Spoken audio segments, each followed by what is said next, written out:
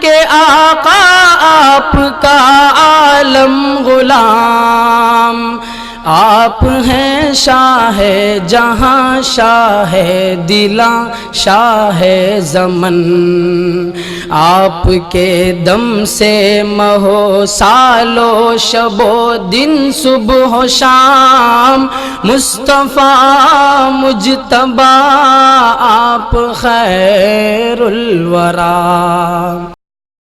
ناظرین السلام علیکم ورحمۃ اللہ وبرکاتہ۔ میں ہوں آپ کا میزبان انصار عزیز ندوی، اور آپ اس وقت سیدھی بات کا خصوصی پروگرام ذکر میرے حبیب کا صلی اللہ علیہ وسلم دیکھ رہے ہیں۔ ناظرین الحمدللہ یہ ذکر میرے حبیب کا صلی اللہ علیہ وسلم پروگرام کی 16ویں قسط ہے۔ گزشتہ ہفتے آپ حضرات نے حضرت حلیمہ سعدیہ رضی اللہ تعالی عنہا کے یہاں آپ صلی اللہ علیہ وسلم کے ایام رضاعت کی مزید تفصیلات اور آپ صلی اللہ علیہ وسلم کی موجودگی میں ظاہر ہونے والی برکات کے علاوہ شق بطن کا واقعہ، یعنی پیٹ کو پھاڑنے کا جو واقعہ آیا تھا، اس کو سماعت فرما رہے تھے۔ ناظرین آپ نے یہ بھی سماعت فرمایا تھا کہ آپ صلی اللہ علیہ وسلم کو کیسے واپس مکہ لے جانے کا فیصلہ لیا گیا۔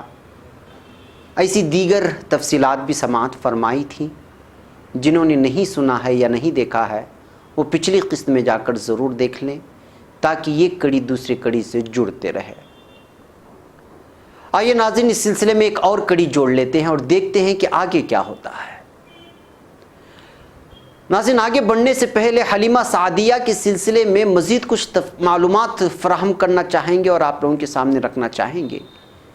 جیسا کہ آپ جانتے ہیں کہ حلیمہ سعدیہ آپ کی رضاعی ماں تھیں۔ ان کے خاندان کی تفصیلات کے مطالعے سے پتہ چلتا ہے، جو سیرت النبی میں درج ہے، کہ آپ صلی اللہ علیہ وسلم حضرت حلیمہ سے بے حد پیار کرتے تھے۔ ابن کثیر نے حضرت حلیمہ کے بارے میں لکھا ہے کہ وہ محمد صلی اللہ علیہ وسلم کی نبوت سے پہلے ہی انتقال کر گئی تھیں، لیکن یہ درست نہیں ہے، کیونکہ ابن ابی خیثمہ نے اپنی کتاب تاریخ میں، ابن جوزی نے حدام میں، منذری نے مختصر سنن ابو داود میں اور ابن حجر نے اصابہ میں ان کے اسلام لانے کی تصریح بیان کی ہے۔ یہاں تک کہ آپ صلی اللہ علیہ وسلم کے رضاعی والد یعنی حضرت حارث بھی مسلمان ہو گئے تھے، اس طرح کی تاریخ میں ہمیں ملتا ہے۔ آپ صلی اللہ علیہ وسلم کے رضاعی بھائی بہنوں کی تعداد 4 تھی، جن کے نام تھے عبداللہ، انیسہ، حذیفہ اور حذافہ، یعنی جو شیمہ کے لقب سے مشہور ہوئی۔ شیمہ یہ رضاعی بہن جو آپ صلی اللہ علیہ وسلم کی سب سے زیادہ مشہور ہوئی ہیں، آپ صلی اللہ علیہ وسلم کے رضاعی بہنوں میں اور بھائیوں میں۔ ان میں عبداللہ اور شیمہ کے سلسلے میں صاف تصریح ہے کہ وہ ایمان لے آئے تھے۔ بقیہ بھائی بہنوں کے بارے میں کوئی قطعی صراحت نہیں ملتی۔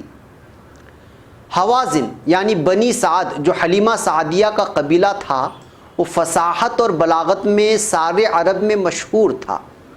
اس لیے آپ صلی اللہ علیہ وسلم اپنے صحابہ رضی اللہ تعالی عنہم اجمعین سے یہ بات فرمایا کرتے تھے کہ میں تم میں سب سے زیادہ خالص عرب ہوں، میں قریشی ہوں، اور میں نے بنی سعد بن بکر کے قبیلے میں دودھ پی کر پرورش پائی ہے۔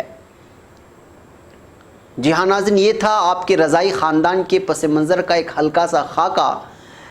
یاد رکھیے کہ کس طرح سے آپ صلی اللہ علیہ وسلم سے جڑے ہر چیز کو سیرت میں اور تاریخ میں اللہ تعالیٰ نے محفوظ رکھا ہے۔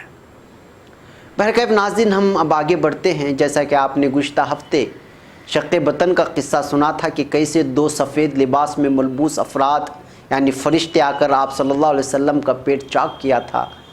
دراصل اس قصے کو ابن ہشام میں خود آپ صلی اللہ علیہ وسلم کی زبانی بیان کیا گیا ہے۔ آپ صلی اللہ علیہ وسلم سے بعض صحابہ نے خواہش کی تھی کہ اللہ کے رسول اپنے کچھ حالات سنائیں، تو آپ صلی اللہ علیہ وسلم نے فرمایا اچھا تو سنو، میں اپنے باپ حضرت ابراہیم علیہ السلام کی دعا اور عیسیٰ کی بشارت ہوں۔ جب میں اپنی ماں کے بطن میں آیا تو دیکھا کہ ان کے اندر سے ایک نور نکلا جس سے سرزمین شام کے محل روشن ہو گئے۔ بنی سعد بن بکر کے قبیلے میں دودھ پی کر میں نے پرورش پائی۔ میں اپنے گھر کے پیچھے اپنے ایک رضائی بھائی کے ساتھ کھیل رہا تھا اور ہم اپنی بکریوں کے بچوں کے ساتھ کھیل رہے تھے کہ دو آدمی سفید کپڑوں میں ملبوس میرے پاس برف سے بھرا ہوا سونے کا ایک تشت لے کر کے آئے. تشت یعنی کہ بڑا سا ایک پلیٹ. انہوں نے مجھے پکڑا اور میرا پیٹ چاک کیا یعنی چیرا، میرا دل نکالا اور اسے بھی چاک کیا یعنی اس کو بھی الگ الگ کیا. اس میں سے ایک کالا گوشت کا ٹکڑا نکالا اور پھینک دیا. پھر انہوں نے میرا دل اور پیٹ اس برف سے دھویا یہاں تک کہ اسے پاک کر دیا. آپ صلی اللہ علیہ وسلم فرماتے ہیں کہ ان میں سے ایک نے اپنے ساتھی سے کہا کہ انہیں ان کی امت کے 10 اشخاص کے مقابل تولو. اس نے مجھے ان کے ساتھ تولا تو میں ان سے وزن میں بڑھ گیا. پھر اس نے کہا کہ ان کی امت کے 100 شخصوں کے ساتھ تولو، یعنی کہ ایک طرف 100 اشخاص، پھر ایک طرف آپ صلی اللہ علیہ وسلم. جب اس نے مجھے ان کے ساتھ تولا تو میں ان سے بھی وزن میں بڑھ گیا. پھر اس نے کہا کہ ان کی امت کے 1000 افراد کے ساتھ تولو، یعنی ایک طرف 1000 افراد اور دوسری طرف آپ صلی اللہ علیہ وسلم. اس نے مجھے 1000 اشخاص کے ساتھ وزن کیا تو پھر میں وزن میں بڑھ گیا. یہ دیکھ کر اس نے کہا کہ انہیں چھوڑ دو، اللہ کی قسم اگر تم انہیں ان کی پوری امت کے مقابل بھی تولو گے تو یہ وزن میں بڑھتے ہی چلے جائیں گے، بڑھ جائیں گے. اللہ اکبر. ناظرین، دیکھا آپ نے، یہ ہے ہمارے اور آپ کے نبی اکرم صلی اللہ علیہ وسلم کی سیرت، ان کی تاریخ ہے جو محفوظ کر لی گئی ہے. مگر افسوس کہ ہمارے پاس وقت ہی نہیں ہے کہ سیرت رسول صلی اللہ علیہ وسلم کا مطالعہ کریں. بہرکیف آپ اب بنی سعد کے جنگلات سے مکہ لوٹ چکے تھے اور آپ صلی اللہ علیہ وسلم دادا عبد المطلب اور حضرت آمینہ کے زیر کفالت رہے. جب 6 سال کی ہوئے تو حضرت آمینہ آپ صلی اللہ علیہ وسلم کو لے کر مدینہ روانہ ہوئی. چونکہ آپ کے دادا کی ننیحال مدینے میں تھی، یعنی آپ صلی اللہ علیہ وسلم کے دادا کی ننیحال یعنی حضرت عبد المطلب کی نانی کا گاؤں مدینے میں تھا، تو وہ وہیں چلی گئی. مگر مورخین کہتے ہیں کہ یہ دور کا کوئی رشتہ تھا، یعنی کہ حضرت آمینہ کا دور کا کوئی رشتہ تھا، اور بعض لوگ کہتے ہیں کہ حضرت آپ صلی اللہ علیہ وسلم کے دادا کی ننیحال تھی. بہرکیف لیکن سیرت النبی میں تحریر ہے کہ حضرت آمینہ آپ صلی اللہ علیہ وسلم کو لے کر جو مدینہ تشریف لے گئیں وہ اس وجہ سے نہیں تھا جس کا ذکر ابھی کیا گیا ہے، بلکہ یہ سفر اس مقصد کے لیے تھا کہ آپ صلی اللہ علیہ وسلم کے والد یعنی حضرت آمینہ کے شوہر حضرت عبداللہ کی قبر کی زیارت کی جائے جو مدینے میں مدفون تھے. بہرکیف حضرت آمینہ مدینے میں 1 مہینے تک مقیم رہیں. بعد میں وہ مکہ لوٹ آئیں اور مقام ابوا پر پہنچی مکہ لوٹنے کے لیے. اور یہ مقام ابوا یہ جحفہ سے 23 میل کے فاصلے پر واقع تھا.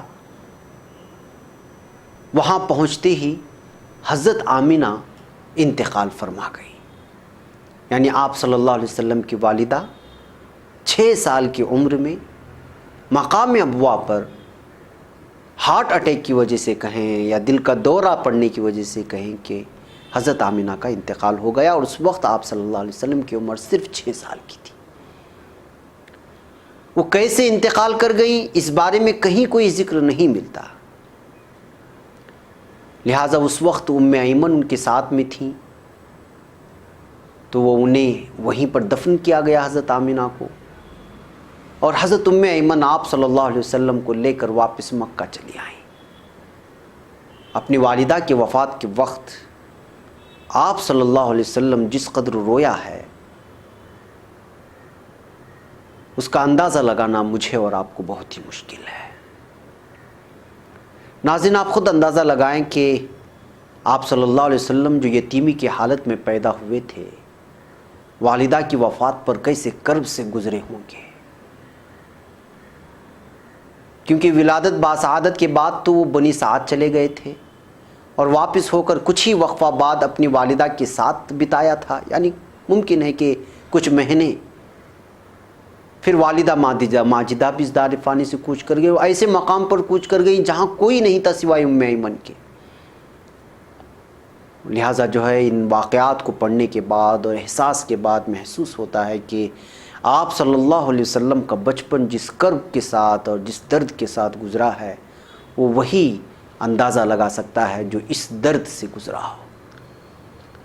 بہرکیف ناظرین، مجھے آج کے لیے یہیں پر اجازت دیں، آگے کی تفصیلات کا انتظار فرمائیں کہ کیسے ایک کے بعد دیگرے آپ صلی اللہ علیہ وسلم پر اب آزمائشیں شروع ہو جاتی ہیں، اور پھر کس طرح جو ہے وہ زندگی جو خوبصورت تھی وہ بتانا شروع کر دیتے ہیں، جو میرے لیے اور آپ کے لیے ایک لاہی عمل ہے، اور قیامت تک آنے والی انسانیت کے لیے ایک کامیاب زندگی گزارنے کا ایک راستہ ہے۔ بہرکیف ناظرین، اگلے ہفتے انشاءاللہ تمام تفصیلات لے کر حاضر ہوں گے، تب تک کے لیے اجازت دیں، ڈھیروں سارے دعاؤں میں اپنے ادارے کا خیال رکھیں اور سیدھی بات سے جڑے رہیں۔ السلام علیکم ورحمۃ اللہ وبرکاتہ۔ آپ ہیں عالم کے آقا، آپ کا عالم غلام، آپ ہیں شاہ جہاں، شاہ دلاں، شاہ زمن، آپ کے دم سے مہو سالو شب و دن، صبح و شام، مصطفیٰ مجتبیٰ آپ خیر الورا۔